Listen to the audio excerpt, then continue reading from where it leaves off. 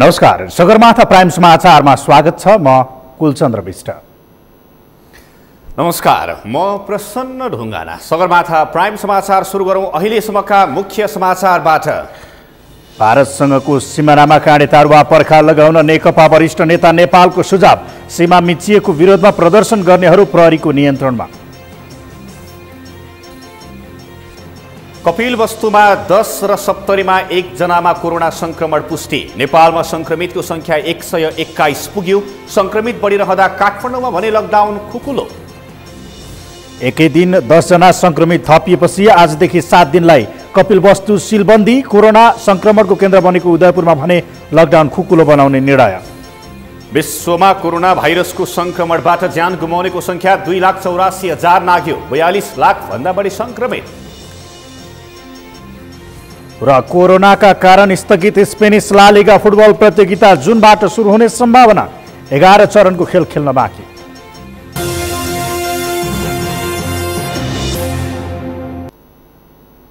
Sagarmatha prime समाचार अब विस्तारमा। भारतले सीमावर्ती लिपुलेक क्षेत्रमा नेपालीको भूमि मिचेर चीन जोड्ने सडक निर्माण गरी उद्घाटन गरेपछि सार्वजनिक भएको नेपाल भारत सीमा विवाद पुनः तातेको छ। भारतले एकतर्फ ढङ्गले सीमा मिच्दै सडक निर्माण गरेपछि सांसदहरूले सीमामा काँडे तार लगाउनेदेखि नयाँ नक्सा सार्वजनिक गर्नेसम्म सरकारले प्रभावकारी कदम नचालेको भन्दै सरकारको आलोचना गरेका छन्।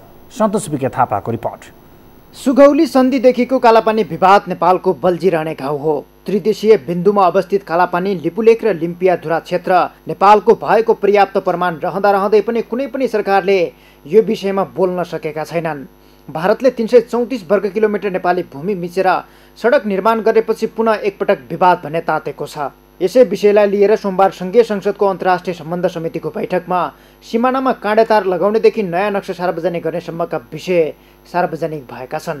पूर्व प्रधानमन्त्री एवं नेपाल कम्युनिस्ट पार्टी नेकपाका वरिष्ठ नेता माधव कुमार नेपालले सधैँभरि विवाद गर्नुभन्दा भारतसँगको सिमानाकामा काँडे तार वा पर्खाल लगाउन उपयुक्त हुने बताएका छन्।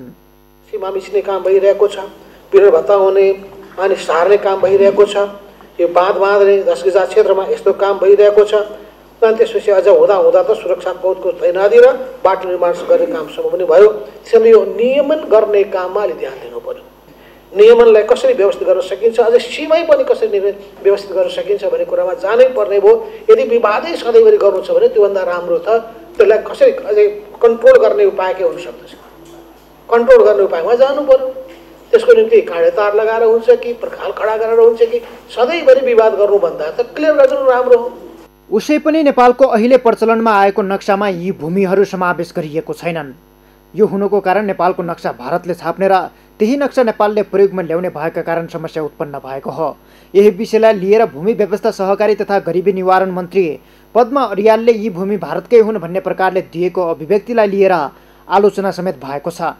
तर मन्त्री अर्यालले लिम्पियाधुरा कालापानी र लिपुलेक नेपालको भूभाग होइन भनेर कहीँ कतै नबोलेको स्पष्टीकरण दिएकी छन्। कहीँनिर त्यो हाम्रो भूभाग होइन, त्यसमा हामीले वास्ता गर्दैनौँ, सरकारको मतलब छैन भन्ने खालको अभिव्यक्ति छल्किने कुनै त्यस्तो शब्द छैन। अब जहाँसम्म नक्साको कुरा हो, 32 सालको नक्सा हामीले अहिले प्रचलनमा आएको नक्सा छ, त्यो नक्सामा छैन, यो तितो सत्य हो। सीमा विवादका विषयमा परराष्ट्र मन्त्री प्रदीप कुमार गेवालीले सुगौली सन्धिले तय गरेको सीमाभित्रको अखण्ड नेपाल हामीले चाहेको तर इतिहासमा भएका कमजोरीका कारण अहिले पनि समस्या रहँदै आएको बताएका छन्। भारतसँग कुरा गर्दा सुगौली सन्धिले तय गरेको त्यो सीमाभित्रको एउटा अखण्ड नेपाल हामीले चाहेको हो। तर विभिन्न कारणले म इतिहासतिर पनि धेरै फर्किन चाहन्न। इतिहासले सबै कुराहरू ठिक गरिदिएको भए आज हामी यहाँ छलफल गर्नु पनि पर्ने थिएन। इतिहासमा रहँदै आएका कमजोरीको कारणले आज यो समस्या एउटा बल्झिरहेको कचल्टिरहेको एउटा घाउको रूपमा चाहिँ देखा परेको छ। भारतले आफ्नो भूमि नभएको नक्सा प्रकाशित गर्दा समेत सरकारले कूटनीतिक नोट लेख्ने बाहेक अरू काम गर्न नसकेको सांसद भीम रावलको आरोप छ। भारतले सुगौली सन्धि मिचेर नक्सा बनाउन सक्ने तर नेपालले आफ्नो भूमि भएको नक्सा प्रकाशित गर्न पनि नसक्नुको जवाब सरकारले दिनुपर्ने रावलको भनाइ छ। भारतले आफ्नो भूमि नभएको नक्सा प्रकाशित गर्यो। सुगौली सन्धि भनौँ या मैले भर्खरै उच्चारण गरेका सन्धि सम्झौता या नेपालको दुई देशको बिचका सहमतिका कुनै पनि प्रसङ्गमा नमिल्ने गरी उसले नक्सा प्रकाशित गर्यो। भारतले तुरुन्तै ल्याउनु, हामी आफ्नो देशको सार्वभौम सत्ता त्यहाँ गएर हाम्रा विज्ञहरूलाई खटाउने, कर्मचारीलाई खटाउने, अध्ययन गर्न लगाउने काम त परै जाओस्, नक्सा पनि प्रकाशित नगर्दा देशभक्त नेपालीको चित्त दुख्छ भन्ने कुरामा हामी सबैले हेक्का राख्नुपर्छ कि पर्दैन? नेपालले विवाद समाधान गर्न यो मुद्दालाई अन्तर्राष्ट्रियकरण नगर्नु पनि अर्को समस्या बनेको छ, जुन कमजोरीलाई लिएर भारतले पटक पटक नेपाली भूमिमाथि कब्जा जमाउँदै आएको छ। अहिले त भारतले 334 वर्ग किलोमिटर नेपाली भूमि मिचेर चीनसँग जोड्ने सडक निर्माण गरी उद्घाटन समेत गरिसकेको छ। सगरमाथा टेलिभिजनका लागि सन्तोष बिके थापा, काठमाडौँ। दार्चुलाको लिपुलेखमा भारतले सडक बनाएको विरोधमा आज काठमाडौँमा विभिन्न समूहले विरोध प्रदर्शन गरेका छन्। भारतले लिपुलेख हुँदै मानसरोवर जाने सडक निर्माण गरी गत शुक्रबार उद्घाटन गरेपछि त्यसको विरोधमा नेपालमा विभिन्न समूहले प्रदर्शन गरेका हुन्। नेपाली कङ्ग्रेस निकट विद्यार्थी सङ्गठन नेपाल विद्यार्थी सङ्घले सरकारले कूटनीतिक पहल गरी भारतलाई नेपाली भूमिमा कुनै पनि गतिविधि गर्न नदिन भन्दै प्रदर्शन गरेको हो। सरकारले तत्काल कूटनीतिक पहल गरी भारतलाई नेपाली भूमिमा कुनै पनि गतिविधि गर्न नदिन र लिपुलेख, कालापानी, लिम्पियाधुरा क्षेत्रमा आफ्नो उपस्थिति जनाउन नसकेको नेवी सङ्घले जनाएको छ। कोरोना भाइरसको नियन्त्रण तथा रोकथामका लागि लकडाउन गरिएको अवस्थामा सडकमा प्रदर्शन गरेको भन्दै प्रहरीले नेवी सङ्घका नेताहरूलाई पक्राउ गरेको छ। यस्तै आजै दिउँसो राष्ट्रिय सीमा रक्षा अभियानका अभियन्ताहरूले पनि भारतले नेपालको भूमिमा सडक बनाएको भन्दै प्रधानमन्त्री केपी शर्मा ओली र भारतीय प्रधानमन्त्री नरेन्द्र मोदीको पुतला जलाएका थिए। उनीहरूलाई पनि प्रहरीले नियन्त्रणमा लिएको छ।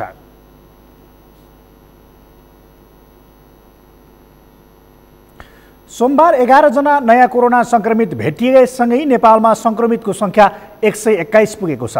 स्वास्थ्य तथा जनसङ्ख्या मन्त्रालयका अनुसार सोमबार कपिलवस्तुमा 10 र सप्तरीमा 1 जनामा सङ्क्रमण पुष्टि भएसँगै नेपालमा सङ्क्रमितको सङ्ख्या 121 पुगेको हो।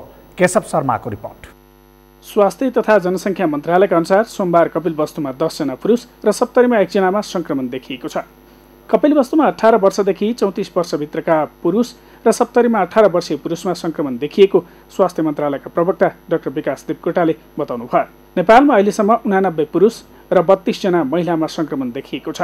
प्रदेश नम्बर 5 मा सबैभन्दा बढी सङ्क्रमित भेटिएका छन्, त्यहाँ 40 जनामा सङ्क्रमण देखिएको छ। यस्तै प्रदेश नम्बर 1 मा 35, प्रदेश नम्बर 2 मा 32, बागमती प्रदेशमा 7 जनामा सङ्क्रमण देखिएको छ। यस्तै गण्डकी प्रदेशमा 2, सुदूरपश्चिम प्रदेशमा 5 जनामा सङ्क्रमण देखिएको छ। कर्णाली प्रदेशमा अहिलेसम्म कोरोना सङ्क्रमित भेटिएका छैनन्। पहिलो अपडेट मैले प्रयोगशालाको परीक्षणबाट गराउन चाहन्छु। पीसीआर प्रविधिबाट गरिएका परीक्षणहरूको सङ्ख्या हालसम्म 17,809 पुगेको छ। त्यसैगरी आरडीटी विधिबाट गरिएका परीक्षणहरूको सङ्ख्या 58,546 पुगेको छ। हिजो कोशी अस्पताल विराटनगरमा उपचारमा रहेका 2वटा पुरुषहरू, 1 जना भोजपुरका 26 वर्षीय 18औं दिनमा डिस्चार्ज हुनुभएको छ भने अर्का 1 जना झापाका 48 वर्षीय पुरुष 15औं दिनमा डिस्चार्ज हुनुभएको छ। सङ्क्रमित व्यक्तिहरूको विवरण दिन चाहन्छु। आज कपिलवस्तु जिल्लाका 10 जना पुरुषहरूमा 18 वर्षदेखि 34 वर्षसम्मका पुरुषहरूमा पीसीआर प्रविधिबाट टेस्ट गर्दा पोजिटिभ देखिएको र सप्तरी जिल्लाका 1 जना 18 वर्षीय पुरुषको पनि पोजिटिभ देखिएसँगै कुल सङ्क्रमितको सङ्ख्या 121 पुगेको छ। कोशी अस्पतालमा उपचाररत 2 जना डिस्चार्ज भएका छन्। भोजपुरका 26 वर्षीय पुरुष 18औं दिन र झापाका 48 वर्षीय पुरुष 15औं दिनमा डिस्चार्ज भएका हुन्। 24 घण्टाको अन्तरमा गरिएको परीक्षणमा 2वटा रिपोर्ट नेगेटिभ आएपछि उनीहरूलाई डिस्चार्ज गरिएको हो। यो सँगै डिस्चार्ज हुनेको सङ्ख्या 33 पुगेको छ। देशका विभिन्न अस्पतालमा 153 जना शङ्कास्पद बिरामी आइसोलेसनमा उपचाररत छन्। स्वास्थ्य मन्त्रालयका अनुसार प्रदेश नम्बर 1 मा 24, प्रदेश नम्बर 2 मा 39, बागमती प्रदेशमा 26, गण्डकी प्रदेशमा 1 र प्रदेश नम्बर 5 मा 63 जना आइसोलेसनमा रहेका छन्। गत 24 घण्टामा 2779 वटा परीक्षण भएका छन्। सोमबारसम्म पीसीआर विधिबाट 17,809 र आरडीटी विधिबाट 58,546 वटा परीक्षण भएका छन्। प्रदेश नम्बर 1 मा 7,737, प्रदेश नम्बर 2 मा 5,927, बागमती प्रदेशमा 9,290 र गण्डकी प्रदेशमा 6,484 वटा आरडीटी परीक्षण भएका छन्। यसैगरी प्रदेश नम्बर 5 मा 6,985, कर्णाली प्रदेशमा 7,114 र सुदूरपश्चिम प्रदेशमा 15,009वटा आरडिटी परीक्षण भएको स्वास्थ्य मन्त्रालयले जनाएको छ। सगरमाथा टेलिभिजनका लागि केशव शर्मा, काठमाडौँ। संसदीय समितिले कोरोना भाइरस रोकथाम तथा नियन्त्रणका लागि PCR प्रविधिबाट गरिने परीक्षणलाई वृद्धि गर्न र लकडाउनलाई क्रमशः खुकुलो पार्न सरकारलाई निर्देशन दिएको छ। संघीय संसद प्रतिनिधि सभा अन्तर्गतको राज्य व्यवस्था तथा सुशासन समितिको आजको बैठकले कोरोना भाइरसको नियन्त्रणका लागि PCR प्रविधिबाट गरिने परीक्षणलाई बढाउन सरकारलाई निर्देशन दिएको हो। समितिले स्थानीय स्तरमा निर्माण गरिएका क्वारेन्टाइनलाई मापदण्ड अनुसार बनाउन पर्ने, आइसोलेसन बेडहरू पर्याप्त मात्रामा निर्माण गर्न पर्ने, किसानहरूलाई मल तथा बिउ बिजन उपलब्ध गराउन पर्ने र उत्पादित वस्तु बजारसम्म पुर्याउन सहज बनाउन समेत निर्देशन दिएको छ। समितिले विदेशमा अलपत्र परेका कामदार र भारतसँगको सीमावर्ती क्षेत्रमा बसेका नेपालीहरूलाई सङ्क्रमण नियन्त्रण सम्बन्धी विश्वव्यापी मापदण्ड अनुसार व्यवस्थित रूपमा घर फर्काउने व्यवस्था मिलाउन समेत निर्देशन दिएको छ।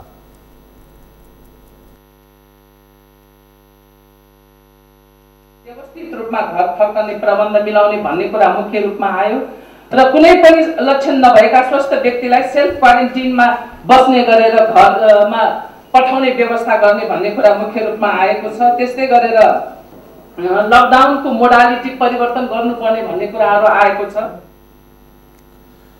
विदेशमा रहेका नेपालीहरूको समस्या समाधानका लागि प्रधानमन्त्री स्तरबाटै सम्बन्धित देशमा कुरा भइसकेको र कुनै समस्या भए सम्बन्धित देशले नै समाधान गर्ने उपप्रधानमन्त्री एवं कोरोना भाइरस नियन्त्रण तथा रोकथाम उच्च स्तरीय समन्वय समितिका संयोजक ईश्वर पोखरेलले बताउनुभयो। गृहमन्त्री रामबहादुर थापाले भारतीय सीमा पारी करिब 2100 नेपालीहरू क्वारेन्टिनमा रहेको जानकारी दिनुभएको छ। स्वास्थ्य मन्त्री भानुभक्त ढकालले सरकारसँग उपलब्ध भएका परीक्षण किटहरूको आधारमा कन्ट्र्याक्ट ट्रेसिङको मापदण्ड बनाई परीक्षण गरिएको बताउनुभयो। उहाँले पछिल्लो केही दिन यता PCR प्रविधिबाट गरिने परीक्षणलाई पनि बढाएको बताउनु भएको छ।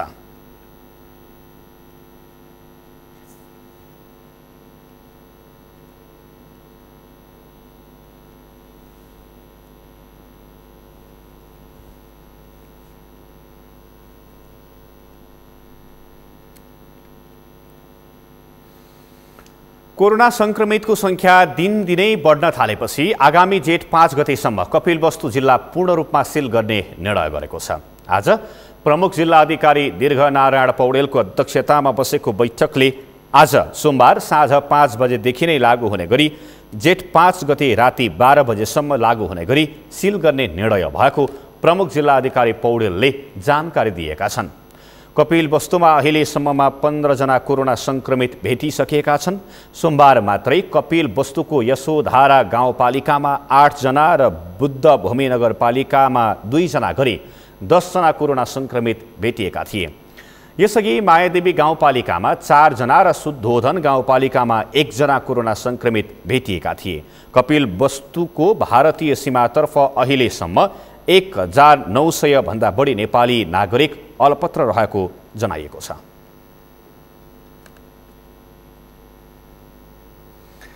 आदरणीय दर्शकवृन्द, कोरोना संक्रमितहरूको संख्या दिनदिनै बढ्न थालेपछि आगामी जेठ 5 गतेसम्म कपिलवस्तु जिल्ला पूर्ण रूपमा सिल गर्ने निर्णय गरेको छ। यो विषयमा कुरा गर्न हामीसँग कपिलवस्तुका हाम्रा संवाददाता रमेश मिश्रा प्रत्यक्ष टेलिफोन सम्पर्कमा हुनुहुन्छ। रमेशजी, हजुर, आजै 10 जनालाई कोरोना संक्रमण भएको पुष्टि भइसकेपछिको त्यहाँको अवस्था के कस्तो छ? आवश्यक सतर्कता के कसरी अवलम्बन गरिएको छ? हामीले भर्खरै समाचारमा प्रसारण गरे अनुसार आजैबाट जिल्ला सिल गरिएको त जानकारी पायौँ। अरू केही छ अपडेट त्यहाँ हजुरसँग? अहिले 203 बजे जुन जिल्ला प्रशासन कार्यालयमा बसेको सुरक्षा समितिको बैठकले कपिलवस्तु जिल्लालाई 5 बजे साँझ 5 बजेदेखि आउँदो जेठ 5 गते राति 12 बजेसम्मको लागि जुन जिल्ला सिल गरिएको छ त्यसमा चाहिँ पूर्ण रूपले नै सिल गरिएको अवस्था देखिन्छ कपिलवस्तु जिल्ला। आज जुन 10 जनामा कोरोना संक्रमण भएको पुष्टि भएको छ, ती 10 जना त्यहीँका स्थानीय नै हुन् कि अथवा कुनै भारतीय अथवा अरू कुनै मुलुकहरूबाट आएका नागरिकहरू हुन्? त्यो जुन 10 जनामा आज कोरोना पुष्टि भएको छ यता जिल्लातिर हाम्रो दुईटा, एउटा नगरपालिकामा त्यो चाहिँ 21 गते 20 गते र 23 गते चाहिँ नेपाल भित्रिएर क्वारेन्टाइनमा बसेर आज जुन अस्ति उनीहरूको पुष्टिको लागि जुन पठाइयो त्यो स्याब त्यो परीक्षण भएर आज जुन आएछ त्यसमा चाहिँ उनीहरू नेपाली नै हुन् भन्ने प्रश्न भइसकेको छ।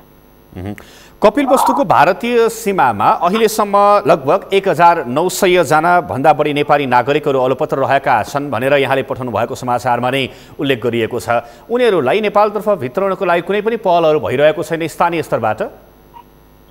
अब त्यो कुरामा त्यो विषयमा भन्नु पर्दा भने कपिलवस्तु जिल्ला एकदम संवेदनशील अवस्थामा नै छ, किनकि अब खुला सिमाना भएको कारणले कपिलवस्तु जिल्ला अत्यन्त जोखिममा छ र कपिलवस्तुको 10 गजमा चाहिँ अहिले जुन मैले अघि समाचारमा भने थिएँ त्यो चाहिँ अहिलेको अवस्था त्यही छ र अहिले पुलिस प्रशासन पनि एकदमै कठिनाइमा छन्। तिनीहरूलाई समस्या छ किनकि अब धेरै सङ्ख्यामा चाहिँ भारतको मुम्बई दिल्लीबाट मान्छेहरू नेपाल भित्रिरहेका छन्, त्यो रोक्नलाई एकदम जटिल अवस्था देखिएको छ कपिलवस्तुमा।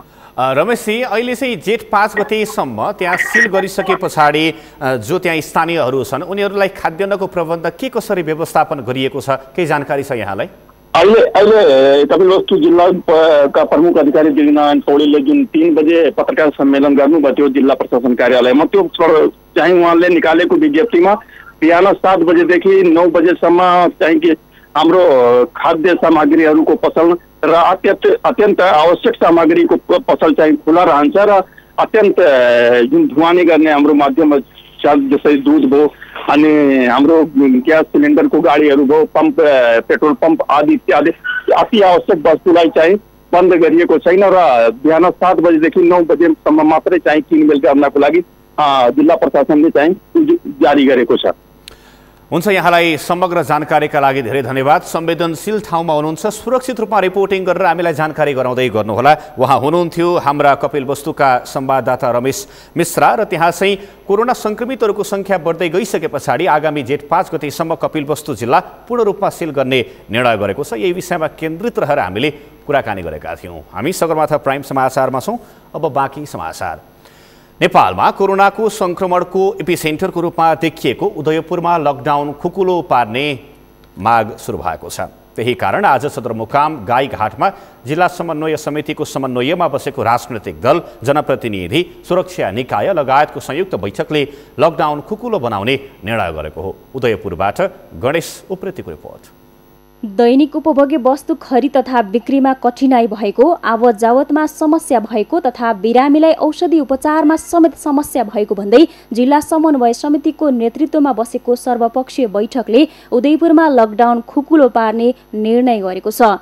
सदरमुकाम नजिकै रहेको तिरुगा नगरपालिका 3 भुल्केमा कोरोना संक्रमित भेटिने क्रम जारी नै रहेको बेला प्रदेश सांसद, स्थानीय तहका प्रमुखहरू, जिल्ला स्थित राजनीतिक दलका प्रमुखहरू, प्रमुख जिल्ला अधिकारी लगायत सुरक्षा निकायको उपस्थितिमा बसेको बैठकले भने नागरिकको आर्थिक तथा सामाजिक जीवनलाई सहज बनाउने भन्दै लकडाउन खुकुलो बनाउने निर्णय गरेको हो।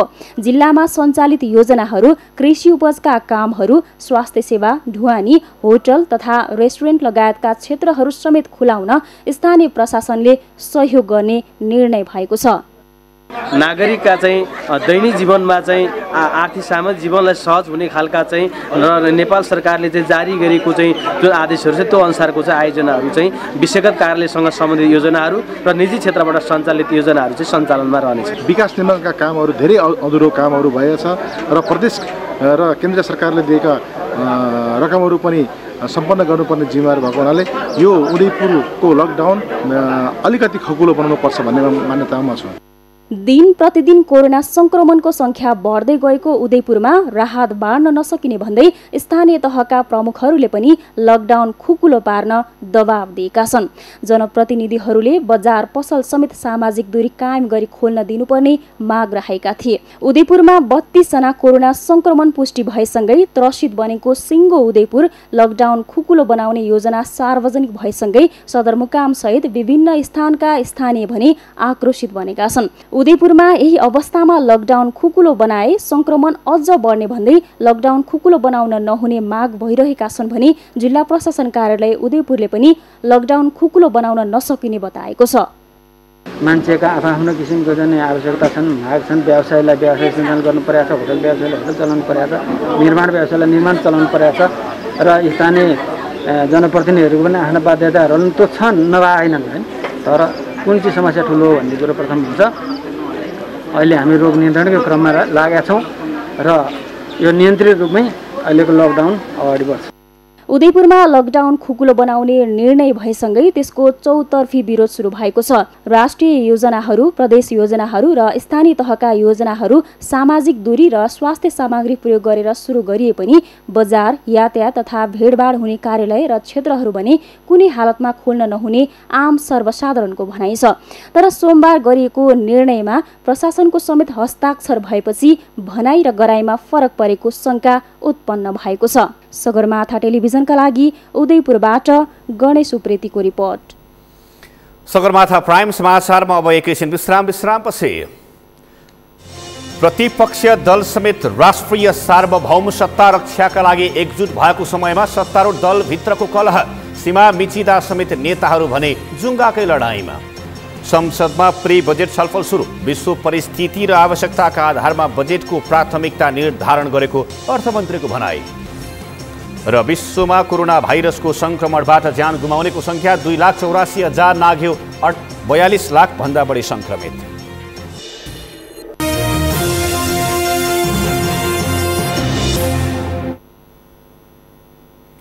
विश्रामपछि सगरमाथा प्राइम समाचारमा पुनः स्वागत छ। अब बाँकी समाचार।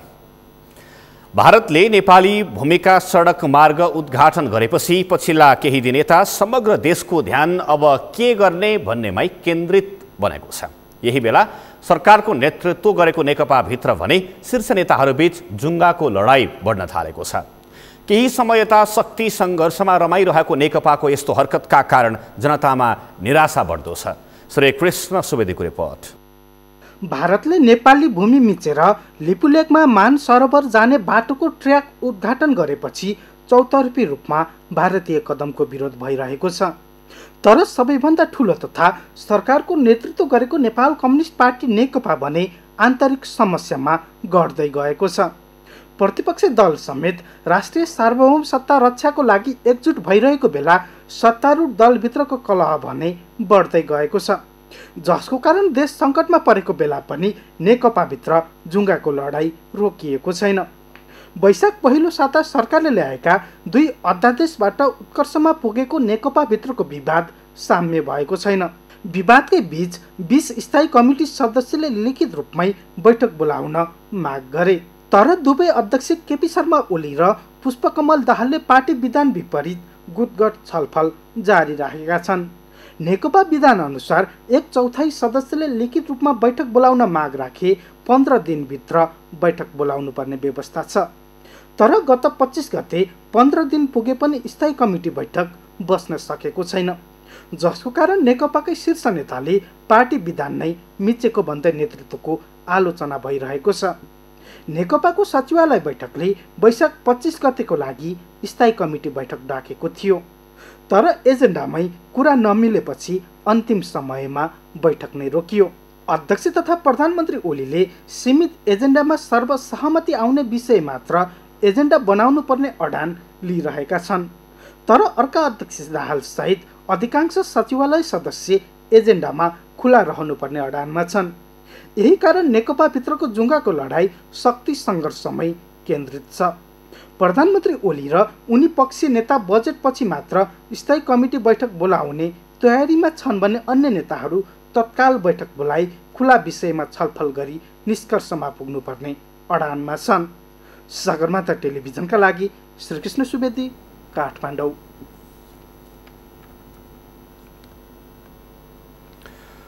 अर्थमन्त्री डाक्टर युवराज खतिवड़ाले बदलिदो विश्व परिस्थिति, नयाँ आकांक्षा र आवश्यकताको आधारमा सरकारले बजेटका प्राथमिकताहरू निर्धारण गरेको स्पष्ट पार्नु भएको छ।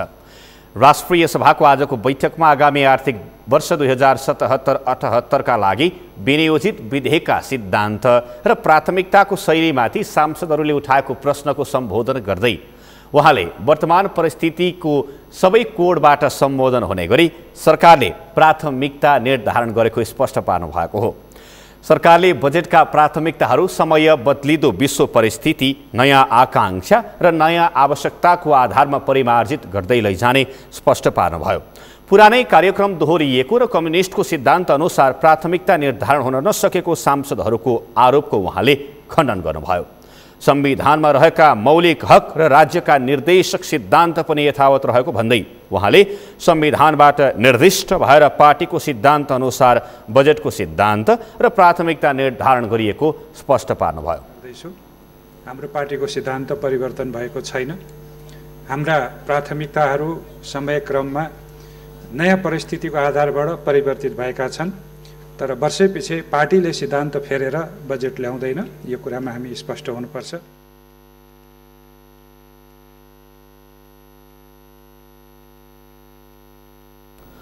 उहाँले सरकारको प्राथमिकता फेरिएको र स्वास्थ्य कृषिमा लगानी बढाएर रोजगारी वृद्धि गर्ने मार्गमा बजेट विनियोजन हुने आश्वासन दिलाउनुभयो। सरकारका दीर्घकालीन लक्ष्य हासिल गर्नका लागि तय गरिएका कार्यक्रमहरू एक वर्षपछि अर्को वर्ष छोड्न नमिल्ने भन्दै सोही विषयलाई लिएर कार्यक्रम दोहोरियो भन्न नमिल्ने उहाँले बताउनुभयो। नयाँ आकांक्षा र नयाँ आवश्यकताको आधारमा परिमार्जित गर्दै जानुपर्छ, शैली पनि परिमार्जित गर्दै जानुपर्छ। तर हामीले तय गरेको बाटो छोड्यौँ भने हामी कहीँ पनि पुग्दैनौँ।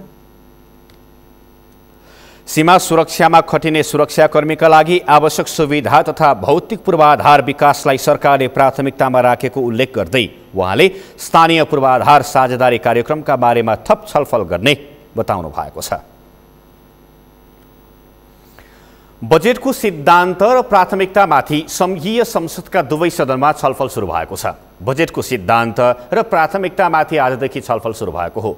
छलफलका क्रममा प्रमुख प्रतिपक्षी दल नेपाली कांग्रेसका सांसदहरूले अहिले काम चलाउ बजेट ल्याएर पछि पूरक बजेट ल्याउन सुझाव दिएका छन्। अमृतराज काफ्लेको रिपोर्ट। सोमबारबाट सुरु भएको प्री बजेट छलफलका क्रममा सांसदहरूले परम्परागत ढङ्गबाट बजेट ल्याउन खोजेको बताएका छन्। आगामी आर्थिक वर्षको बजेट पूर्ण रूपमा कोरोना महामारी नियन्त्रणका लागि केन्द्रित हुनुपर्ने उनीहरूको भनाइ छ। बन्दाबन्दीले यातायात, उद्योग, वाणिज्य, सेवा, व्यापार, थोक खुद्रा व्यापार सबै प्रभावित छ। आज आम नागरिक प्रभावित छ। रोजगारी, अनौपचारिक क्षेत्रमा रोजगारी गर्ने मानिस आज त राहतले केही दिन, स्थानीय तहबाट बाँडिएको राहतले केही दिन बस्या होला, भोलि कसरी थम्लिन्छ थाहा छैन। त्यो मानिसलाई कसरी हामीले अगाडि लिएर जान सक्छौँ थाहा छैन। त्यसैले फेरि भन्छु कि बजेट हामीले पूरक अनुमानको बेला मात्रै यी सबै आकलन गरेर ल्याउन सकिन्छ। आज ल्याएको बजेट ठुलो लिएर आएर ताली त खानु होला मन्त्रीजी, तर नेपाली जनतालाई जहाँ जहाँ दुःख हुन्छ त्यसबाट तङ्ग्राउने बाटो बनाउन सक्छौँ भन्ने मलाई लाग्दैन। सत्तारूढ नेकपाका सांसदहरूले कोरोनाको प्रभावले विश्वव्यापी रूपमा बढिरहेको बेरोजगारी समस्या समाधान, विदेशबाट फिर्ता आउने व्यक्तिहरूको व्यवस्थापनमा बजेट केन्द्रित हुनुपर्ने बताएका छन्। कोरोनाको प्रभावले विश्वव्यापी रूपमा बेरोजगारी बढ्ने, गरिबीको संख्यामा वृद्धि हुने, वैदेशिक रोजगारीमा गएका व्यक्तिहरू स्वदेश फर्कने, आपूर्तिमा न्यूनता हुने, महँगी वृद्धि हुने, रेमिट्यान्स घट्ने, वैदेशिक मुद्राको सञ्चितमा कमी हुने, राजस्व न्यूनताको कारणले विकास आयोजनाहरू अवरुद्ध हुने, पुँजीगत खर्चमा न्यूनता हुने, जनतामा मनोवैज्ञानिक तथा मानसिक असर पर्ने, आर्थिक वृद्धिमा न्यूनता हुने, सामाजिक विभेद र अराजकता बढ्ने, वर्गीय असमानताको दूरी थप बढ्ने जस्ता जोखिमहरू प्रत्यक्ष रूपमा देखा पर्ने अवस्था देखिएको छ भने यही प्रत्यक्ष प्रभावलाई न्यूनीकरण गर्नको लागि सरकारले बजेटलाई केन्द्रित गर्न जरुरी छ। सत्ता पक्षकै सांसदहरूले निम्न आय भएका समुदाय लक्षित बजेट ल्याउन सुझाव दिएका छन्। कोरोनाका कारण नेपालको अर्थतन्त्रमा पर्न सक्ने पूर्वानुमान गर्न सहज नभएको भन्दै सबै राजनैतिक दल, निजी क्षेत्र र सरकारवालासँग समेत छलफल गरी बजेट ल्याउन सुझाव दिएका छन्। अहिले ल्याउने बजेट वास्तवमा हामीले तत्काल काम अगाडि बढाउनका लागि मात्रै ल्याउनु पर्दछ। यसको समग्र मूल्याङ्कन बिना, यसका समग्र प्रभावको अभावमा अहिले ल्याउने बजेटले हामीलाई भोलि आफैमा एउटा सङ्कट उत्पन्न गर्न सक्ने भएको हुनाले म त्यतातिर अर्थमन्त्रीको ध्यान आकर्षण गर्न चाहन्छु। र वस्तुवादी त्यति बेला मात्रै हुनेछ जब हामी समग्र यसको मूल्याङ्कन गर्नेछौँ र अगाडि बढ्नेछौँ। यो बजेटको लागि सबै राजनीतिक पार्टीहरू, निजी क्षेत्र र सबै सरकारवाला क्षेत्रहरूको बृहत छलफल अन्तर्क्रिया पछि निकालिने निचोडका आधारमा बजेट बनाउनु यति बेलाको प्राथमिक आवश्यकता हुनुपर्दछ। सरकारले समेत आगामी आर्थिक वर्षको बजेटमा कोरोना पछिको नेपाली अर्थतन्त्र पुनरुत्थान गर्ने सँगै रोजगारी वृद्धि गर्ने लगायतमा केन्द्रित रहेर बजेट ल्याउने जानकारी संसदलाई गराएको छ। जेठ 2 गते सरकारको नीति तथा कार्यक्रम पेश गर्ने कार्यसूची राखिएको छ। संवैधानिक व्यवस्था अनुसार आगामी जेठ 15 गते आगामी आर्थिक वर्षको बजेट पेश गर्नुपर्नेछ। सगरमाथा टेलिभिजनका लागि क्यामेरामा सुरेन्द्र राउतका साथमा अमृतराज काफले, काठमाडौँ। आदरणीय दर्शकवृन्द, यसै विषयमा र त्यसै गरी लकडाउनको विषयमा पनि कुराकानी गर्न हामीसँग हाम्रा वरिष्ठ संवाददाता एवं सहकर्मी अमृतराज काफले प्रत्यक्ष टेलिफोन सम्पर्कमा हुनुहुन्छ। अमृतजी, खास गरी आजको सदनमा छलफल सुरु भएको रहेछ। नेपाली कांग्रेसका सांसदहरूले अहिले काम चलाउ बजेट ल्याएर पछि चाहिँ पूरक बजेट ल्याउन सुझाव दिएका रहेछन्। यो कतिको सम्भव छ अहिलेको परिस्थितिलाई हेर्दै गर्दा? संसदमा विनियोजन विधेयकको सिद्धान्त र प्राथमिकता जसलाई प्री बजेट डिस्कसन पनि भनिन्छ, प्री बजेट छलफल कार्यक्रममा कांग्रेसका सांसदहरूले यो बजेटको अहिलेको परिस्थितिमा ल्याइएको बजेटले कोरोनाको सन्ताप यस पछाडि पर्न सक्ने असरलाई सम्बोधन गर्न सक्दैन। त्यही कारण अहिले पूरक सानो खालको बजेट ल्याएर साउन पछाडि पूरक बजेट ल्याउन माग गरेका छन्। तर पनि सरकारले पूरक बजेट भन्दा बजेटको सिलिङ अनुसारकै पूर्ण आकारको बजेट ल्याउनु भनेको छ। प्रतिपक्ष दलका सांसदहरूले उठाएको कुरा सरकारले सम्बोधन गर्ने अवस्था देखिँदैन, किनभने प्री बजेट छलफलमा उठेका विषय खालि संसदीय अभ्यासमै मात्रै सीमित हुँदै आइरहेका छन्। पछिल्ला वर्षहरूमा प्री बजेट छलफल चलाउने तर त्यसमा उठेका विषयहरूलाई सम्बोधन नगरिकन सरकारले बजेट ल्याउने प्रचलन जस्तो बनेका बेला आज प्रतिपक्षी दलका सांसदहरूले उठाएको विषय सम्बोधन हुने सम्भावना त छैन। तर उनीहरूको खास गरी प्रतिपक्षी दलका सांसदहरूले संसदमा प्री बजेट डिस्कसनका बेला बोलेका विषयहरू कोरोनाले नेपाली अर्थतन्त्रमा कति प्रभाव पार्छ भनेर सरकारले अहिलेसम्म त्यसको कुनै सार्वजनिक तथ्याङ्क निकालिसकेको छैन र त्यसले पार्न सक्ने प्रभाव नेपाली अर्थतन्त्रमा कुन रूपको पर्छ भनेर अहिले भन्न सकिने अवस्था छैन। यो त्यति बेला मात्रै भन्न सकिने अवस्था हुन्छ जुन बेला कोरोनाको संक्रमण छिपिसकेको हुन्छ। त्यो अवस्थासम्म अर्थतन्त्रलाई पार्ने प्रभावका विषयमा सरकारले गर्न केही नसक्ने अथवा सरकारले त्यसको आकलन गर्न नसक्ने भएका कारण पछि पूरक बजेट मार्फत त्यसको समाधान गरौँ भनेका हुन्। जुन संसदमा एउटा अभ्यास परम्परा मात्रै जस्तो देखिन्छ, यस्तो कुनै संसदमा सरकारले त्यो विषयलाई सम्बोधन गर्ने गरी बजेट ल्याउने अपेक्षा गर्न सकिने अवस्था छैन। प्रसन्नजी, अमृतजी, मैले थोरै प्रसङ्ग बदल्न चाहे। खास गरी हिजो र आज काठमाडौँमा जुन रूपमा लकडाउन देखिएको छ, लकडाउनको उल्लङ्घन गर्दै धेरैजना सर्वसाधारणहरू अहिले बाहिर निस्किरहेका छन्। खास गरी यो लकडाउन चाहिँ कस्तो, नेपालले त लकडाउनको परिभाषा नै बदलिदिएको छ। अहिले सरकारले चाहिँ यो अघोषित रूपमा लकडाउन खोलेको हो, यसलाई हामी एउटा नेपालीमा एउटा उखान छ, म कुटे जस्तो गर्छु त रोए जस्तो गर भनेको जस्तो ठ्याक्कै यही गर्न खोजेको अहिले सरकारले। प्रसन्नजी, बाहिर सडकको दृश्य हेर्दा त्यस्तो देखिन्छ। साधारण सँगसँगै सवारी साधनको जाम नै हुने स्थिति छ काठमाडौँका सडकमा।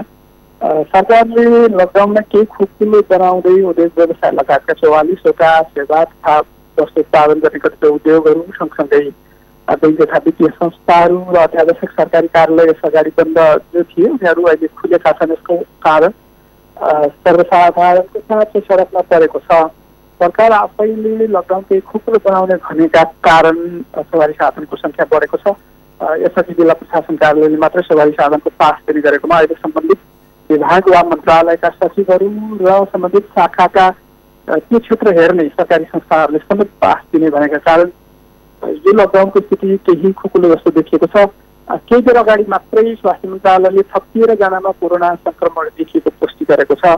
नेपालमा आज मात्रै 24 जनामा कोरोनाको संक्रमण देखिएको छ। पोटोवल, कपिलवस्तु र बर्दियामा पछिल्लो 13 जना मध्येको रूपन्देहीमा 6 जना,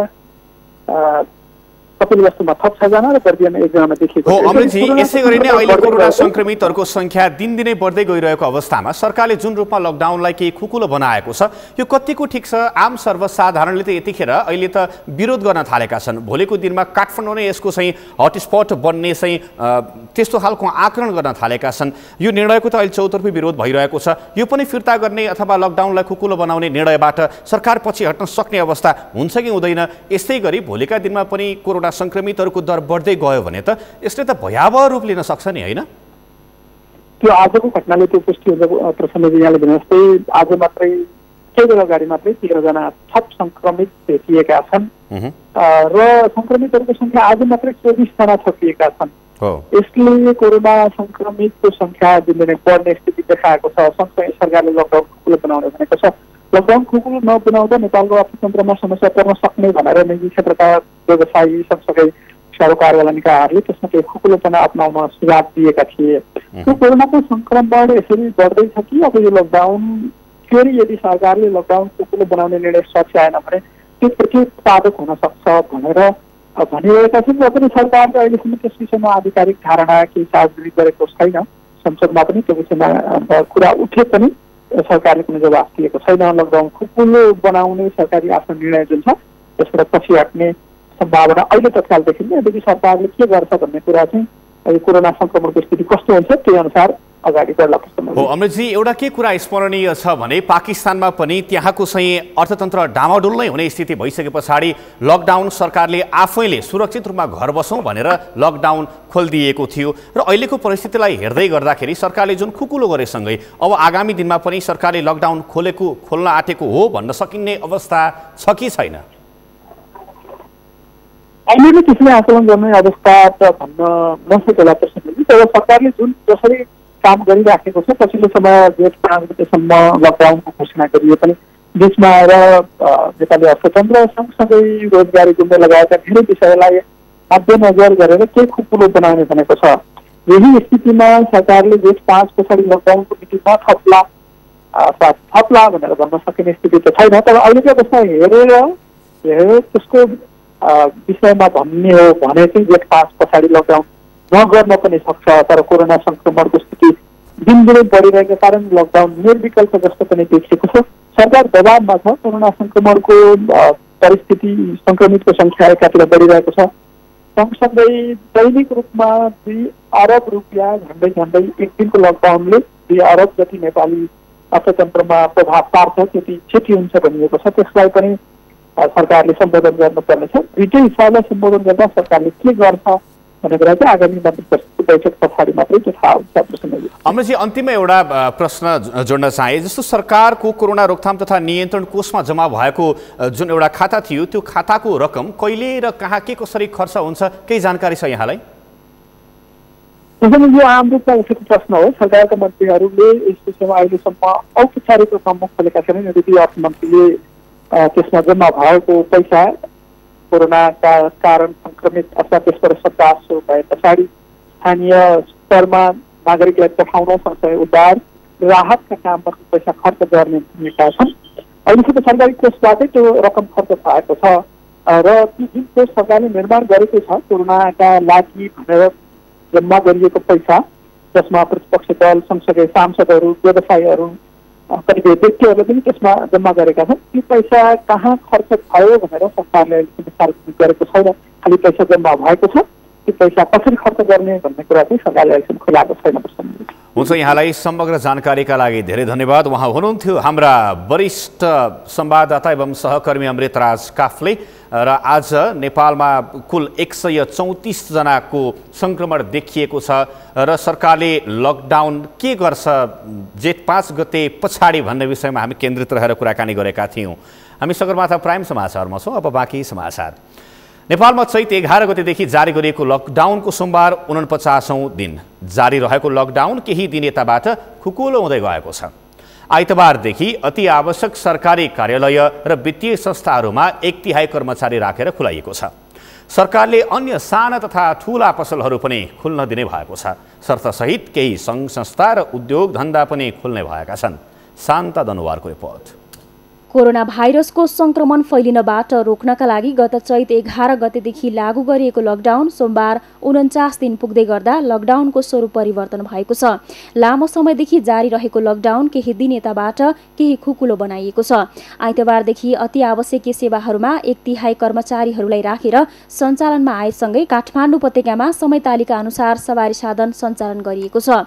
काठमाडौँमा अस्पताल, वित्तीय संस्था, ठूला निर्माण सामग्री बोकेका ट्रक, सरकारी कार्यालय, उद्योगमा काम गर्ने कर्मचारीहरूले समय तालिका अनुसार सवारी चलाएका छन्। लकडाउनलाई खुकुलो पार्न आइतबारबाट काठमाडौँ उपत्यकामा नयाँ नियम लगाइएको छ। सरकारले बैंक तथा वित्तीय संस्थाहरू साथै अन्य साना तथा ठूला पसलहरू पनि खुल्न दिने भएको छ। शर्त सहित केही सङ्घ संस्था र उद्योग धन्दा पनि खुल्ने भएका छन्। सरकारले लकडाउन खुकुलो बनाउँदै यसको स्वरूप परिवर्तन गरेपछि उपत्यकाभित्र अत्याधिक सवारी सञ्चालनमा आउन थालेका छन्।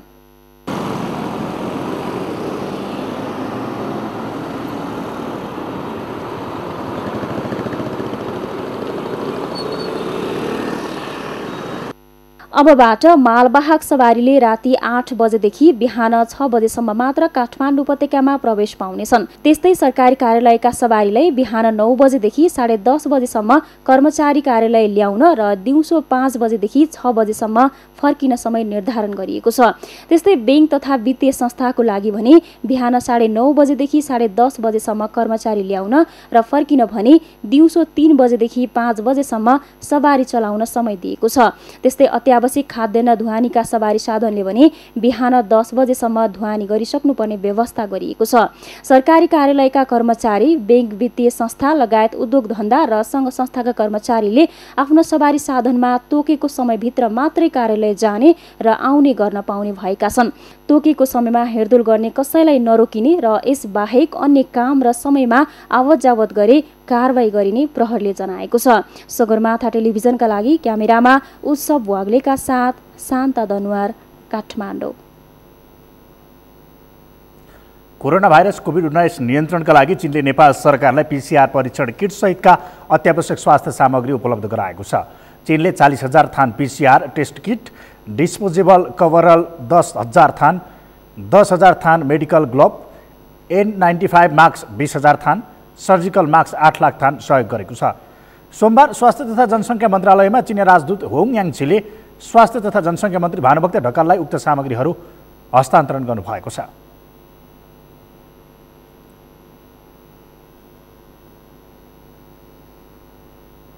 उदयपुरको भुल्केमा आज पनि थप 220 जनाको स्वाब नमुना सङ्कलन गरिएको छ।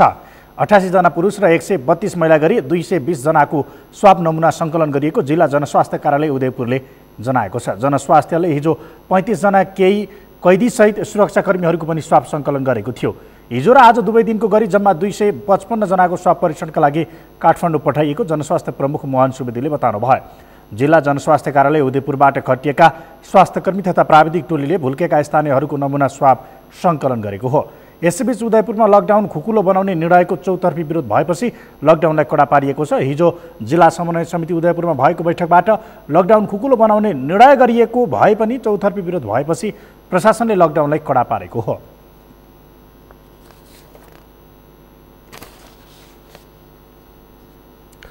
विश्वले नै कोरोना सङ्कट झेलिरहेका बेला नेपालमा पनि लकडाउन गरिएको छ।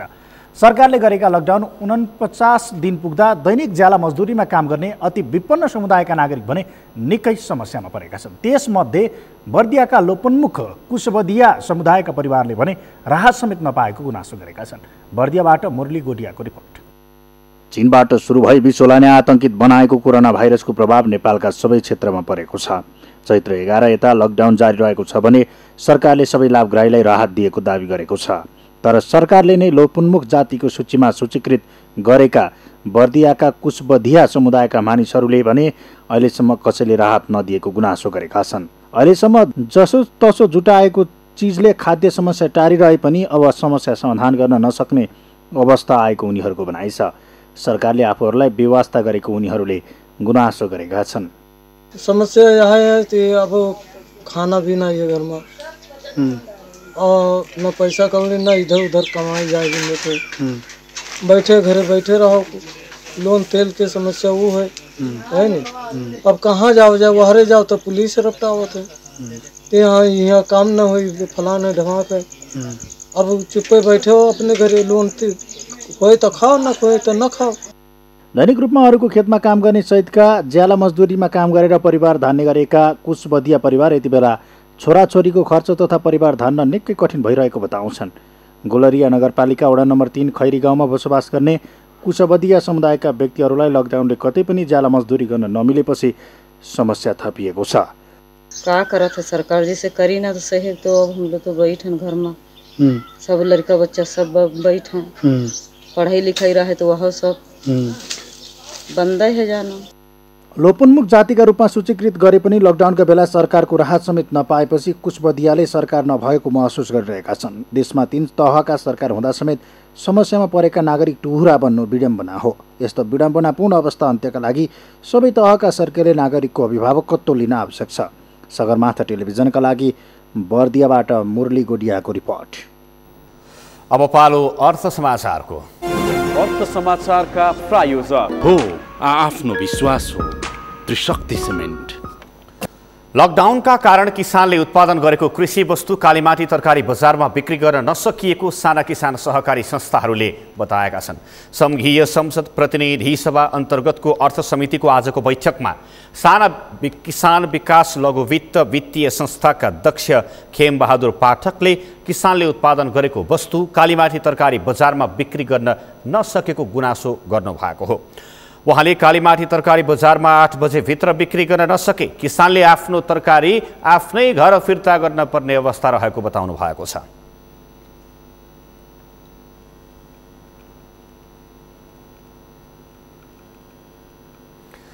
कृषि विकास कार्यालय डोल्पाले टर्कीबाट ओखरको बिरुवा ल्याएर किसानलाई वितरण गरेको छ। जिल्ला कृषि विकास कार्यालय डोल्पाले जिल्लामा रहेका 29 वटा उपभोक्ता समितिलाई वितरण गरेको हो। विभिन्न उपभोक्ता समिति मार्फत अरू कृषकलाई पनि बिरुवा वितरण गर्ने कृषि विकास कार्यालयले जनाएको छ। उपभोक्ता समितिहरूमध्ये 15 वटा सिंचाई उपभोक्ता समिति, 8 वटा कृषि सडक उपभोक्ता समिति र 6 वटा पकेट ब्लक उपभोक्ता समिति रहेका छन्। उपभोक्ता समिति मार्फत आफ्ना उपभोक्ताहरूलाई 100% अनुदानमा बिरुवा दिइने बताइएको छ। यो सँगै हामी सगरमाथा समाचारको अन्त्यमा छौँ। अन्त्यमा मुख्य समाचार फेरि एकपटक। भारतसँगको सिमानामा काँडेतार वा पर्खाल लगाउन नेकपा वरिष्ठ नेता नेपालको सुझाव। सीमा मिचिएको विरोधमा प्रदर्शन गर्नेहरू प्रहरीको नियन्त्रणमा।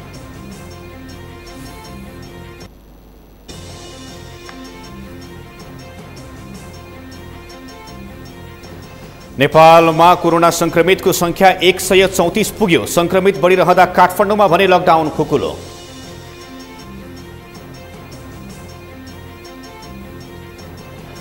एकै दिन 10 जनामा संक्रमण थपेपछि आजदेखि 7 दिनलाई कपिल वस्तु सिलबन्दी। विश्वमा कोरोना भाइरसको संक्रमणबाट ज्यान गुमाउनेको संख्या 2,84,000 नाग्यो। 42 लाख भन्दा बढी संक्रमित। र कोरोनाका कारण स्थगित स्पेनिस ला लिगा फुटबल प्रतियोगिता जुनबाट सुरु हुने सम्भावना। 11 चरणको खेल खेल्न बाँकी।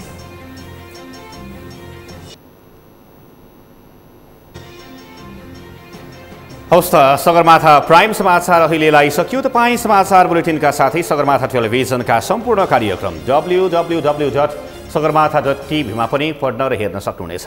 साथै युट्युबमा youtube.com/sagarmatha TV नेपालमा हेर्न सक्नुहुनेछ। मोबाइलमा प्ले स्टोर तथा एप स्टोरमा गई सगरमाथा टिभी एप डाउनलोड गरी हामीलाई प्रत्यक्ष हेर्न सक्नुहुनेछ। साथै तपाईँ हामीलाई फेसबुकमा पनि facebook.com/STV नेपालमा फलो गर्न सक्नुहुनेछ।